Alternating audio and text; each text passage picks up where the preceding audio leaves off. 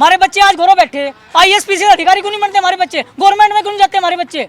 हमारे बच्चे घरों हैं, स्कूल में एडमिशन नहीं हो रहे, कहीं धनगर है, कहीं OBC में है, कहीं कहीं में है। अरे एक जगह निकालो।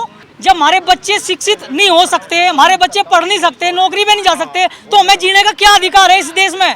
हर प्रदेश में एक लिस्ट बना दी, आप अमुक तमुक लिस्ट के अंदर आएंगे, मतलब मेरा SC में आएंगे, OBC में आएंगे, नोमैडिक ट्राइब, घुमंतु, अर्ध घुमंतु में आएंगे कह दिया, लेकिन उसका लाभ नहीं मिल रहा है किसी भी प्रदेश में। मेरा नाम श्रीकांत गुरुजी है और मैं पाल बघेल धनगर समाज से बिलोंग करता हूँ। पूरे देश में, प्रदेश में धनगर समाज का मुद्दा बहुत ही मुख्य विषय का मुद्दा बना हुआ है। जितनी भी राजनीतिक पार्टियां हैं, सत्ता हासिल करने के लिए पाल बघेल धनगर समाज का इस्तेमाल कर रही है और जब उसके हक की बात आती है तो पल्ला झाड़ लेती है। नरेंद्र मोदी जी ने महाराष्ट्र से लोग यहाँ पर चलकर आए हैं। पिछली बार जब महाराष्ट्र में 5 लाख धनगर समाज ने समर्थन करके मोदी जी का समर्थन किया था और सरकार बनाने का कार्य किया था, तो मोदी जी ने वादा किया था कि जब सत्ता में आएंगे तो धनगर समाज के सर्टिफिकेट हम लोग लागू करेंगे। पूरे देश प्रदेश में 7 से 8% दिल्ली इसलिए आना पड़ा है क्योंकि धनगर समाज हर स्टेट में अलग अलग मांग कर रहा है। कॉन्स्टिट्यूशन केंद्र के हाथ में है, इसीलिए यहाँ पर दिल्ली पे जंतर मंतर पर आकर हमें अपनी बात को राष्ट्रपति जी के माध्यम से ज्ञापन देकर हमें अपनी बात को रखने का मौका मिलेगा, तो हमारी बात पूरे देश प्रदेश में जाएगी। सभी स्टेट से लोग आए हुए हैं, अपनी अपनी मांगे रख रहे हैं, क्योंकि हर एक स्टेट की भौगोलिक स्थिति हर एक जाति की अलग अलग होती है। उसी स्टेट के माध्यम से हम लोग अपनी डिमांड रख रहे हैं और अपनी बात को प्रधानमंत्री जी तक पहुँचाने का कार्य कर रहे हैं। उत्तर प्रदेश में नहीं, पूरे हर राज्यों में विरोध रहा है, लेकिन जब बात हिंदुत्व की आती है, क्योंकि हम लोक माता अहिल्याबाई होलकर के वंशज हैं, वही अहिल्याबाई होलकर जिन्होंने काशी विश्वनाथ के प्रांगण की स्थापना करी, वही सोमनाथ का जीर्णोद्वार करा, कई हजारों मंदिरों का निर्माण करा, तो पहले हमें हिंदुत्व स्थापित करने के लिए सत्ता में अपनी पार्टी को लाना जरूरी था। मांग तो हम अपने परिवार से ही करेंगे और वो पूरी भी होगी। सर, हिंदुत्व तो स्थापित होगा ही होगा, लेकिन जो पिछड़ी जातियाँ हैं उनको भी तो आगे ला के पहुँचाना पड़ेगा ना, जो वंचित हैं। सर, सब हिंदुत्व हैं, हिंदुत्व पहले मुद्दा है हमारा, हिंदुत्व हमारी जाति है, हम हिंदू हैं, लेकिन उसके बाद हम लोग अपने हक की लड़ाई भी लड़ेंगे और अपने परिवार से जो हमारी पार्टियां हैं उनसे मांगने का कार्य करेंगे। हिंदू से एक जाति, हिंदू परिवार है हमारा पूरा। अब ऐसा होता है कि कुछ चीज़ें चली आ रही हैं, हमें अपनी डिमांड रखनी है, अपने लोगों को लाभ दिलवाना है। जो हमारा मुद्दा, हमें लाभ ही नहीं मिल रहा हमारा, जो हम SC सर्टिफिकेट हमारे लोगों का बनेगा नहीं तो हमारे बच्चे पढ़ेंगे कैसे, हमारे बच्चे अगर रोजगार कैसे प्राप्त करेंगे। सर, हमें गोल टोपियाँ नहीं चाहिए और अपना संविधानिक हक भी चाहिए। हमें उनकी आज़ादी भी चाहिए जो जिन्होंने अपना बलिदान देकर इस देश को आगे जिंदा रखा है। लोक माता नहीं, हम दो नाव पे नहीं हैं। हम पहले केंद्र में सरकार हम लोगों ने बनाई है, हमारे अपने मुद्दों पे सरकार आई है और हम उससे निवेदन करेंगे, हम आग्रह करेंगे, संघर्ष करेंगे, लड़ाई करेंगे। लड़ाई हमारी हर प्रांत में, दिल्ली तक लड़ाई लड़ेंगे और धनगर मुद्दे का सर्टिफिकेट हम लोग हल करने का कार्य करेंगे। सर, हिंदुत्व रहेगा, हिंदुत्व कहीं नहीं जाएगा। हिंदुत्व आपके माध्यम से, हमारे माध्यम से स्थिर है, उसे कोई उखाड़ नहीं सकता। हम सब हिंदू हैं, हम भी हिंदू हैं, आप भी हिंदू हैं, लेकिन हम लोगों की अपनी भी समस्याएं हो सकती हैं। उस समस्या को रखना क्यों गलत बात तो है नहीं, और हम दिल्ली जंतर मंतर पर उस समस्या को रख रहे हैं। आप लोगों के माध्यम से पहुंचाने का कार्य होगा ताकि समस्या जल्द से जल्द हर व्यक्ति की पूरी हो सके। मैं चुनाव की बात अब नहीं कर रहा, मैं तो बात अपने भाषण की बात कर रहा हूं। जब की बात जब करेंगे। आज हम जंतर मंतर पर आए हैं, वो इस अपने हकों की लड़ाई लड़ने के लिए आए हैं। धनगर समाज को उसका सर्टिफिकेट कैसे प्राप्त हो, जल्द से जल्द इसकी मुहिम चलाई जा रही है। दिक्कतें कुछ नहीं आ रही हैं, जो हमारी संविधानिक लड़ाइयाँ हैं उसको पूरा किया जा रहा है। संविधान के बैनर के अजी दिक्कत है, हमारे बच्चों के एडमिशन नहीं हो रहे। हम बताओगे दिक्कत क्या दिक्कत है, हमारे अंदर आग है।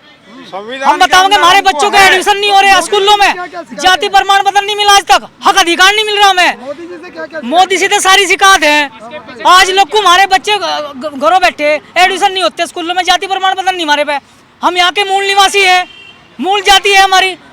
हम यहाँ पे है जी, जिम्मेदार कौन है इसके लिए? हम जिम्मेदार स्वयं है। कैसे? धनगर के प्रमाण पत्र नहीं बन रहे हमारे, ये हमारा संवैधानिक हक है, इसके लिए हम लड़ाई लड़ रहे हैं यहाँ खड़े होकर। हमारे बच्चे आज घरों बैठे, IAS PCS अधिकारी क्यों नहीं बनते हमारे बच्चे? गवर्नमेंट में क्यों नहीं जाते हमारे बच्चे? हमारे बच्चे घरों हैं, स्कूल में एडमिशन नहीं हो रहे, कहीं धनगर है, कहीं OBC में है, कहीं कहीं में है। अरे एक जगह निकालो, ऐसे थोड़ा ही करो। मान लिया एक बात बताओ, आप मुझे सरकार चला रहे, कहीं के लिए चला रहे? जो 18 से 20 करोड़ की आज़ादी है, हमारे गडरिया समाज बिल्कुल बेकार है।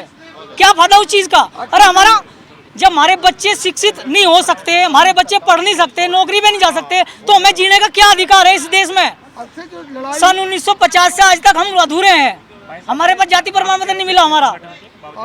और ये हमारे बाबूजी हैं, इनसे बात करो, ये राष्ट्रीय अध्यक्ष हैं ऑल इंडिया धनगर समाज महासभा के। भाजपा, कांग्रेस, कम्युनिस्ट या कोई रीजनल पार्टी, वो राजनीतिक पार्टियां हैं, वो अपनी जगह हैं। हिंदुत्व की बात आपने की, वो अपनी जगह है। यहाँ भारत के संविधान की बात हो रही है। यहाँ जो भारत के संविधान में बाबा अंबेडकर साहब ने, जिनका हमने ये इनको मानते हैं, उन्होंने संविधान बनाया। उस संविधान में व्यवस्था की कि जो हमारे डाउन ट्रोडन कम्युनिटी के लोग थे, दलित, पिछड़े, दबे कुचले, उन लोगों को संविधान में व्यवस्थाएं दी गई हैं। हमारे पिछड़े वर्ग की, अनुसूचित जाति की, अनुसूचित जनजाति की, वनवासी की, वो सुविधाओं के अंतर्गत जो हमारा समाज 18 से 20 करोड़ की आबादी का पूरे भारत में ये धनगर समाज है, जो अलग अलग सैकड़ों नामों से जाना जाता है हर प्रदेश में। और हर प्रदेश में इनकी संवैधानिक दिक्कतें हैं, जिसके लिए हम यहाँ आज आए हैं। ये हमारा सिंबॉलिक धरना है। और अगर हम आज चिट्ठी भेज रहे हैं केंद्र सरकार को, महामहिम को, समाज कल्याण मंत्रालय को, अगर इस पे कोई चर्चा नहीं होती, हमारी प्रपोजल है कि सरकार चिंतन मंथन करे और हमारे पूरे भारत का एक डेलीगेशन 10, 20, 50 आदमी का बैठे, चर्चा करें हर प्रदेश की, उस समस्या को इकट्ठा करके, जैसे भाई ने बोला, हमें एक नाम पे दो, दो नाम पे दो, लेकिन व्यवस्था दो हमें। देखिए, हम पार्टी में इतना विश्वास नहीं करते। हमारी पार्टी बनेगी समाज पार्टी।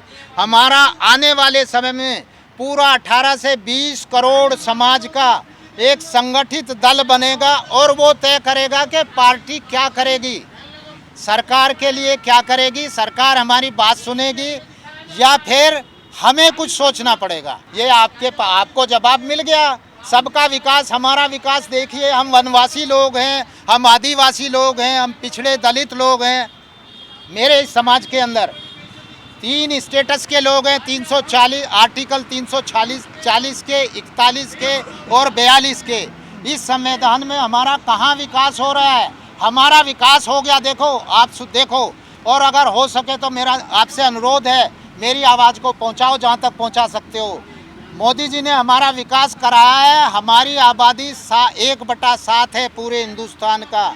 18 से 20 करोड़ की आबादी में एक मंत्री है हमारा SP सिंह बघेल, और 1 या 2 हमारा मेंबर पार्लियामेंट होता है। क्या हमारा यही मतलब राजनीतिक हिस्सेदारी है? ये हमारा विकास है क्या?